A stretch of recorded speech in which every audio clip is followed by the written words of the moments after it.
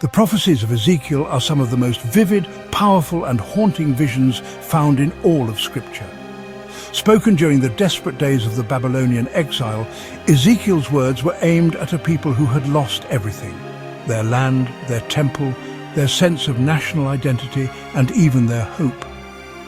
In the midst of their despair, Ezekiel's strange and stirring images offered something no one expected: the assurance that restoration would come, that exile was not the final word. Now, thousands of years later, these ancient visions seem to shimmer again with relevance, as if they were not only messages for a broken past, but road signs pointing directly into the times we are living through now.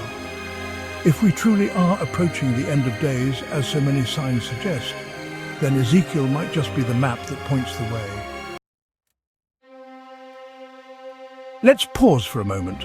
Please like this video and subscribe to our channel. It really enhances our visibility.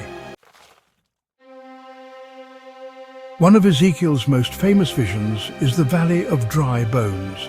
In it, Ezekiel is led by God to a valley filled with scattered, bleached bones, a silent graveyard of despair. As he watches, he is commanded to prophesy over the bones. In response, the bones begin to rattle and come together, sinews and flesh knit over them, and finally breath, the very spirit of life, enters into them. God tells him plainly that these bones represent the house of Israel, who have said, "Our bones are dried up and our hope is lost." Originally, this was meant to assure the exiled Israelites that despite the devastation of Jerusalem and the temple, their story was not over. They would be restored to their land and to life as a nation against all odds. Looking at the world today, it's hard not to see the echoes of this vision in the rebirth of Israel in 1948. After centuries of wandering, exile, and unimaginable suffering culminating in the horrors of the Holocaust, the Jewish people returned to their ancient homeland and re-established a sovereign state. It is astonishing to consider an ethnic group dispersed across every continent, persecuted for millennia, somehow survived intact and came back to life in the very place their ancestors once walked. It's hard to miss the eerie familiarity. The bones gathered, the nation reborn, the spirit entering once more. For many who study prophecy, this event marked not merely a political milestone, but the beginning of the final countdown toward the ultimate fulfillment of biblical promises. Ezekiel then moves on to something darker and even more mysterious: the coming war of Gog and Magog. In chapters 38 and 39, he describes a coalition led by a figure known as Gog from the land of Magog, who brings together nations, Persia, Cush, Put, and others, to launch a sudden, overwhelming attack on Israel. It's a massive invasion against a seemingly peaceful and unsuspecting land, rich in resources and dwelling in security. But just when all seems lost, divine intervention strikes in a fury. Earthquakes tear the land, torrential rains flood the armies, hailstones fall from the sky, and fire and brimstone rain down. The invading armies are not defeated by Israel's military might, but by the raw, terrifying hand of God himself. Originally, this prophecy would have seemed almost mythical to Ezekiel's audience, a cosmic battle representing the clash between good and evil. But today, the political realities on the ground make the scenario feel chillingly plausible. Russia, long considered a power from the far north, has forged strong military and economic alliances with Iran, the modern successor to ancient Persia. Sudan, Libya, and other African nations named in Ezekiel's coalition have seen increasing instability, radicalization, and hostility toward Israel. The coalition Ezekiel described is not some imaginary alliance. It is something that could be assembled almost overnight. It's all there, just waiting for a spark. Following this great conflict, Ezekiel shifts to something completely different, a vision of a new temple. Chapters 40 to 48 describe it in exhaustive detail. Its measurements, its layout, its rituals, its sacred divisions.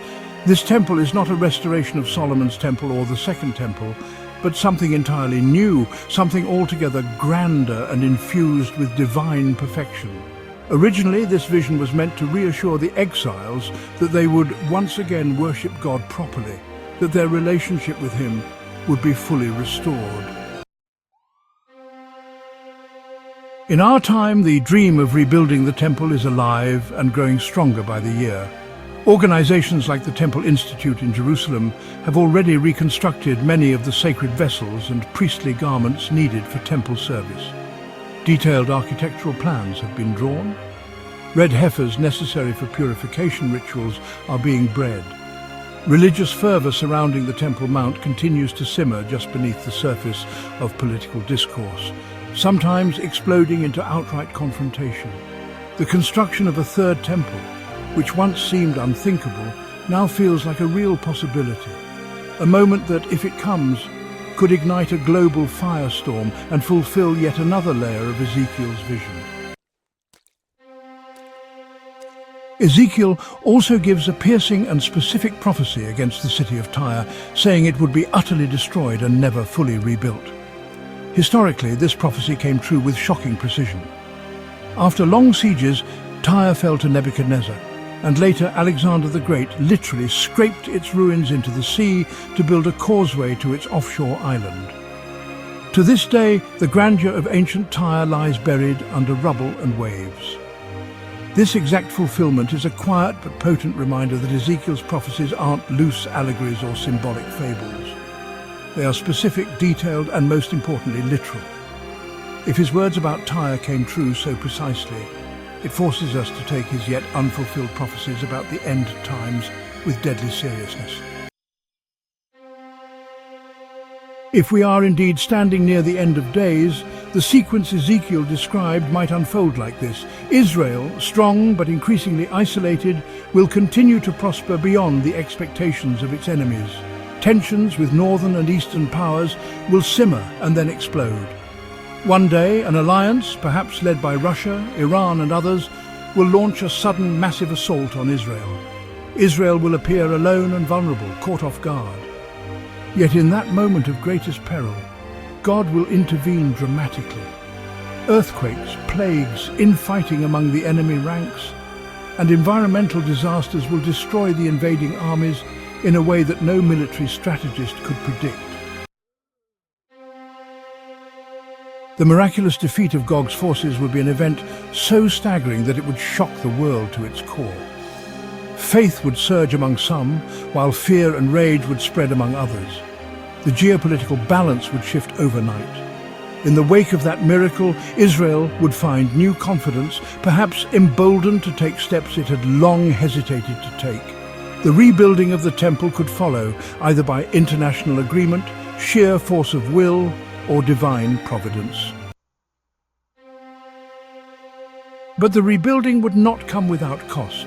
Such a move would inflame tensions in the Islamic world and could lead to further conflicts.